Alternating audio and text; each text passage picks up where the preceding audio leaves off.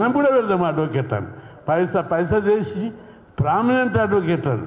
కాంగ్రెస్ పార్టీలో కూడా కపిల్ సిబాల్ ఉన్నాడు, అనేక మంది పెద్ద పెద్ద అడ్వకేట్లు ఉన్నారు. మీరు పెట్టుండి మేము పెడతాం, ఎట్లా గెలవదో చూసుకుందాం. గెలవకపోతే మేమే భరిస్తాం, మేమే జవాబుదారి. ప్రజలకు కూడా అర్థమవుతుంది సుప్రీంకోర్టు అడ్డం జరుగుతుందని. అంతేకాదు తమిళనాడు ఉద్యమాన్ని మీరు గుర్తు చేసుకోవాలి. తమిళనాడులో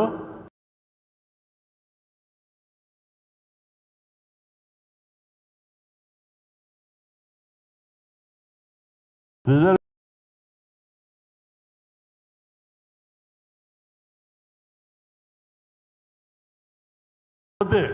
9వ షెడ్యూల్లో పెట్టకపోతే విమానం దిగి బయటికి రారని చెప్పారు. మనం కూడా ఆ దమ్మున్నది ఇప్పుడు. కాబట్టి సుప్రీంకోర్టు ఆడించినట్టు ఆడుకోలేము మనం.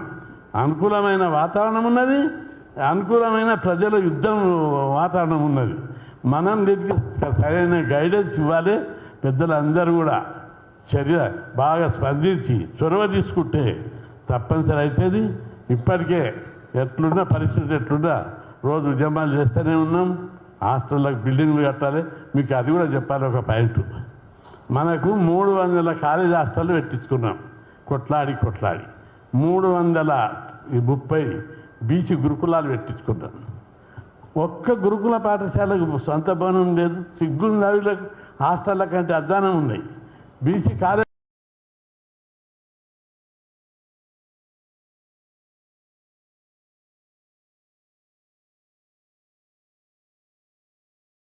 హాస్టళ్ళు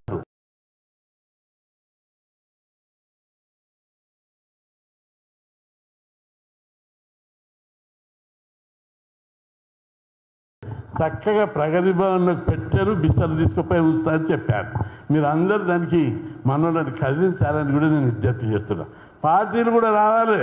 ప్రగతి భవన్ దాకా పిల్లలు నెంబర్ పెట్టెలు నెత్తి మీద పెట్టుకొని బిస్తలు నెత్తి మీద పెట్టుకొని ర్యాలీగా వెళ్ళి ప్రగతి భవను, మినిస్టర్ల క్వార్టర్లు, ఎమ్మెల్యేల క్వార్టర్లు ఖాళీ ఉన్నాయి చాలా, అందులో వస్తేనే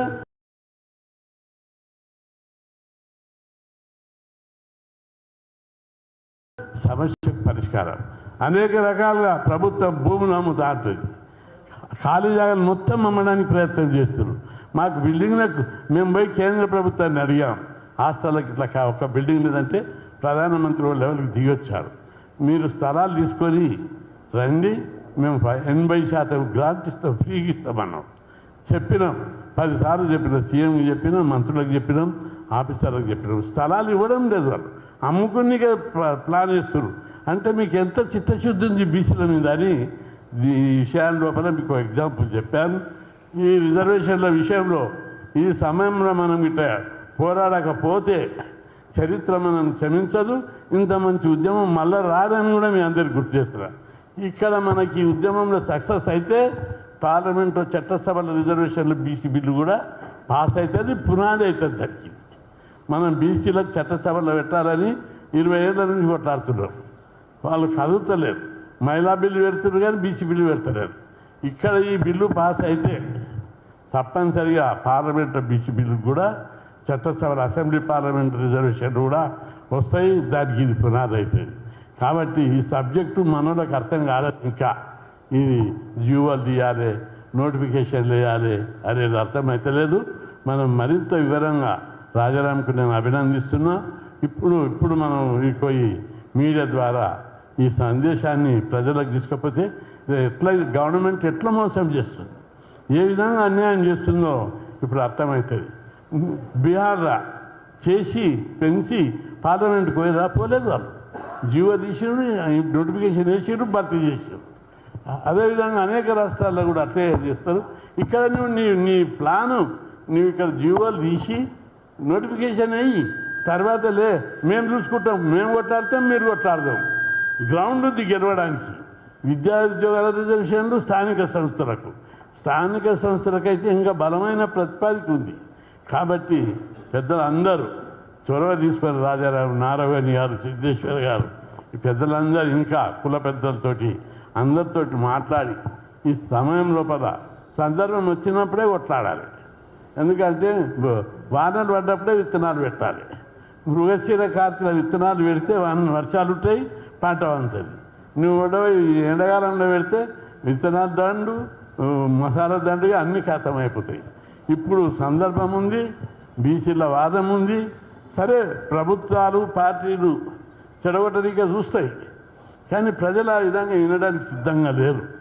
పార్టీలు కూడా మనతో కలిసి వస్తాయని నేను అనుకుంటున్నా. ప్రభుత్వాలు దీన్ని బీసీ వ్యతిరేక శక్తులు అన్నీ చెడగొట్టడానికే, అది వాళ్ళ స్వభావం, వాళ్ళ నేచర్ అది. కాబట్టి వాటన్నింటిని అధిగమించి మనం ఉద్యమాన్ని ముందుకు తీసుకుపోవడం మన బాధ్యత. ఇన్ని రోజులు పోరాడింది ఒకే ఎత్తు, ఇప్పుడు పోరాడింది ఒకే ఎత్తు. నారాయణ గారు ఎన్నో పుస్తకాలు రాశారు, కష్టపడ్డాడు, రక్తాన్ని చెమటగా మార్చారు. ఈ నెల 2 నెలలు మీరు ఇట్లా కష్టపడితే ఇంకా బాగుంటుందని చెప్పి నేను కోరుకుంటూ సెలవు తీసుకుంటా. రంగరామ యువకుడు తెలంగాణ ఉద్యమం కోసం సర్వస్వం ధారవిషయుడు. అప్పుడు అది పనికిరా